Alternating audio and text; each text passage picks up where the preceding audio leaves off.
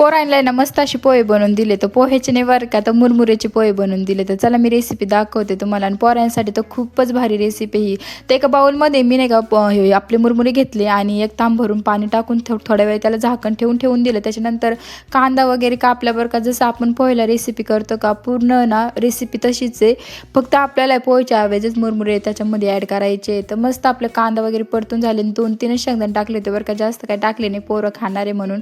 आणि मी सगळ्यालाच करून देते बरं का. तर मस्त भारी लागतात पोहे, ऊन जास्त टेस्ट याला येते मुरमुऱ्याच्या पोह्याला. तुम्ही नक्की ट्राय करा आणि मला नक्की कमेंट करून सांगा कसे होतात पोहे. मग काय बाबा, मस्त असे भिजले होते आपले मुरमुरे. मग त्याच्यामध्ये थोडंसं मीठ आणि नाही का तुम्ही लिंबूसुद्धा ॲड करू शकतात, पण मी पोरं खाणारे म्हणून मी ॲड नाही केलं. मस्त पोरींनी एन्जॉय केलं बरं का. आणि रुद्र पण होता, त्यांनी पण मस्त खाल्ले. आणि बाबा नाही का, छोटू ना झोपेतून उठला होता म्हणून रडत होता. मग त्याच्यानंतर मी ट्राय केलं तर मस्त एक नंबर झाले होते. आणि छोटूला पण मग नंतर चारले. चला भेटते.